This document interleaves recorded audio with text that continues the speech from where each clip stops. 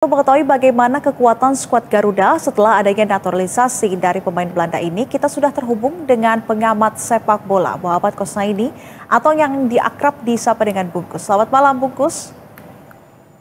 Selamat malam. Iya, salam olahraga Bungkus. Bungkus, dengan adanya tambahan 3 pemain naturalisasi asal Belanda, bagaimana kekuatan skuad Garuda ke depannya menurut Anda?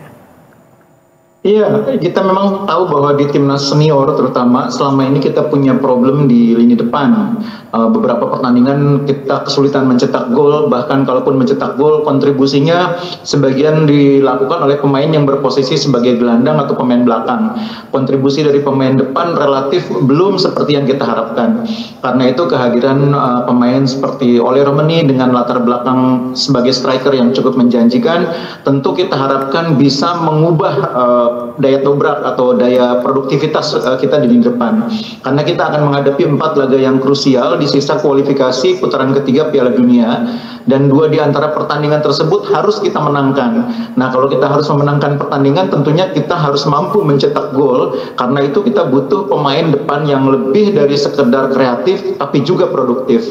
Sementara 2 pemain lain yang berusia masih relatif muda di bawah 23 tahun, memang kebutuhannya adalah untuk membuat timnas usia 20 bisa tampil lebih baik di Piala Asia nanti. Lantas kalau dengan adanya tambahan 3 pemain naturalisasi, bagaimana dengan nasib pemain lokal sendiri menurut Anda? Apakah dengan adanya 3 pemain baru asal Belanda ini bisa menggeser formasi pemain lokal yang sudah dibentuk oleh Shin Tae-yong sebelumnya?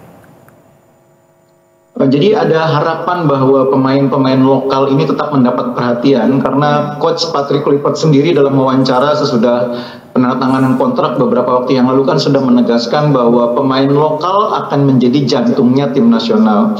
Karena memang tidak bisa diabaikan fakta bahwa pemain lokal ini dibutuhkan oleh tim nasional, bukan sekedar sebagai pelengkap, tapi pemain lokal itu memiliki kelebihan karena dia memiliki hubungan emosional lebih dekat dengan para penonton, para supporter. Karena itu tim nasional meskipun kita punya banyak pemain diaspora tetap membutuhkan kehadiran pemain lokal, karena mereka lah yang punya hubungan atau ikatan emosional yang lebih kuat dengan supporter. Dan itu saya pikir semua pelatih menyadari itu. Nah, saya pikir pemain-pemain kita yang bermain di kompetisi domestik maupun pemain lokal yang bermain abroad atau ke luar negeri, peluang untuk menjadi bagian dari tim nasional tetap besar.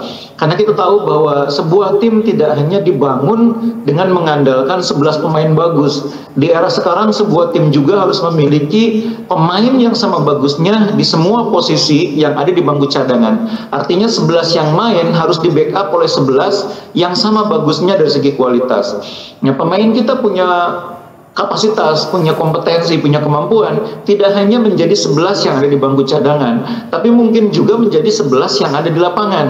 Kuncinya kan sekarang tinggal satu, bagaimana pemain-pemain lokal kita mampu menunjukkan kinerja yang bagus, kemudian penampilan yang bagus di kompetisi liga. Karena itulah yang nanti akan menjadi ukuran bagi pelatih baru timnas, Patrick Kluivert dan kawan-kawan, untuk memilih siapa yang akan menjadi bagian dari tim nasional yang akan main di pertandingan-pertandingan internasional. Oke. Ya, jadi artinya dengan tambahan pemain naturalisasi ini tidak menjadikan pemain lokal kita menjadi tersingkir begitu ya, karena kita juga punya pemain lokal yang tentunya berkualitas. Lantas Bungkus, harapan Anda untuk timnas Garuda atau timnas Indonesia ke depannya seperti apa ini dengan masuknya 3 pemain naturalisasi baru ini? Iya, yang pertama saya mengharapkan dari sisi pembinaan, pemain-pemain lokal ini harus mendapatkan ruang yang sama besarnya dengan pemain diaspora. Itu yang pertama. Yang kedua, saya juga berharap tata kelola tim nasional itu harus mampu menunjukkan keberlanjutan dan kesinambungan. Artinya pemain-pemain yang sekarang sudah menjadi bagian dari timnas U17 misalnya, itu harus mampu kita asah, harus mampu kita kembangkan, sehingga nantinya menjadi bagian juga dari tim nasional di kelompok usia di atasnya, U20.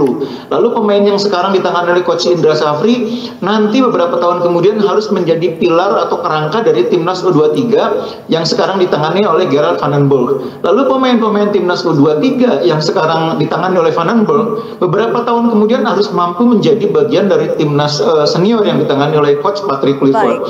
Nah, kesinambungan seperti itu akan bisa terjadi kalau ada koordinasi dan komunikasi yang baik di antara jajaran pelatih tim nasional. Baik, terima kasih sudah bergabung bersama kami pengamat sepak bola Muhammad Kosnaini. Selamat malam dan salam olahraga. Ya, ya.